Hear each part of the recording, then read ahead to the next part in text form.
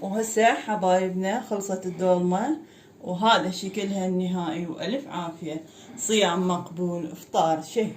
بسم الله الرحمن الرحيم. أفضل الذكر لا إله إلا الله. اليوم نسوي وياكم فطور دولمة.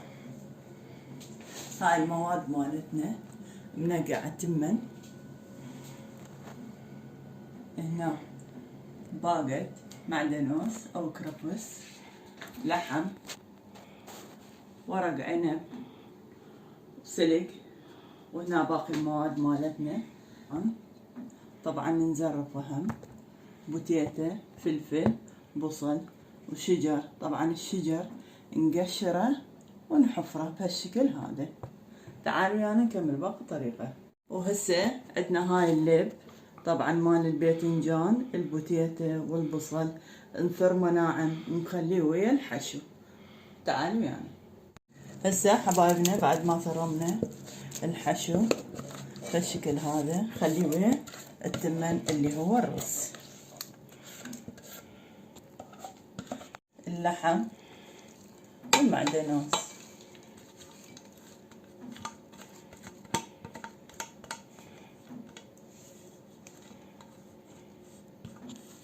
هسه نضيف طماطة مفرومة عدد 2.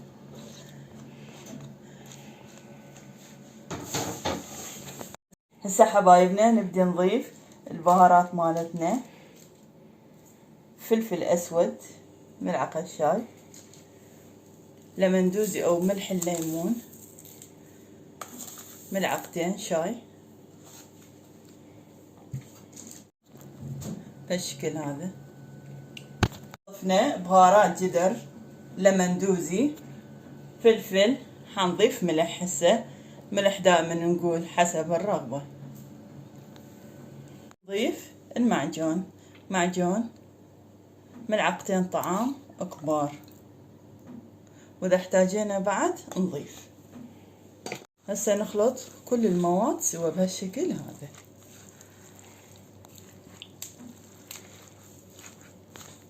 هسه حبايبنا خلينا زيت وخلينا العضود مال السلق هذني خليهن بكعب الجدرية.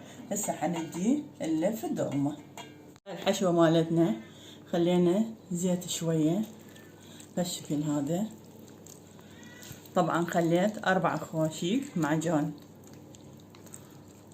خواشيق كبار، وشوفوا طرية خلت لها مي بهالشكل هذا.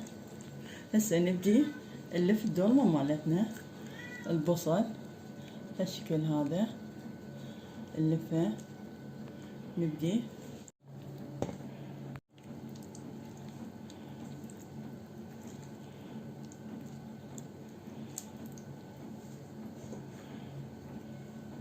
كمل نرجع لكم. هسه حبايبنا بعد ما كملنا البصل نسوي الشجر بهذه الطريقة هاي.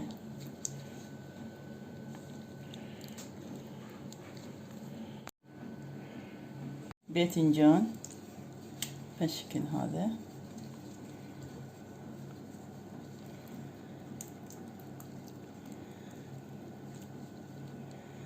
هم نحشي بهالشكل هذا.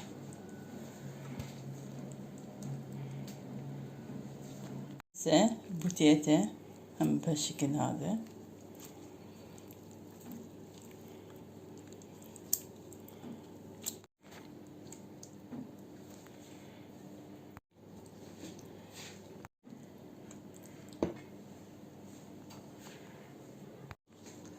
هسه حنبدي بالسلق بهالشكل هذا.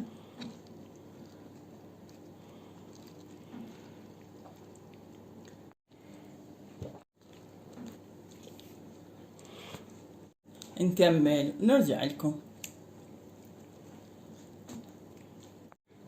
هسه حبايبنا خلينا فلفل حار، طبعا هذا اختياري، اللي يعجبه يخلي.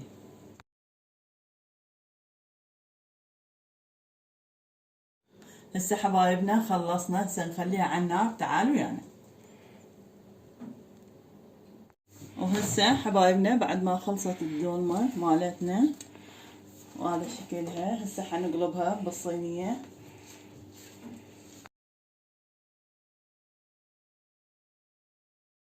وهسه حبايبنا خلصت الدولمة وهذا شكلها النهائي، وألف عافية.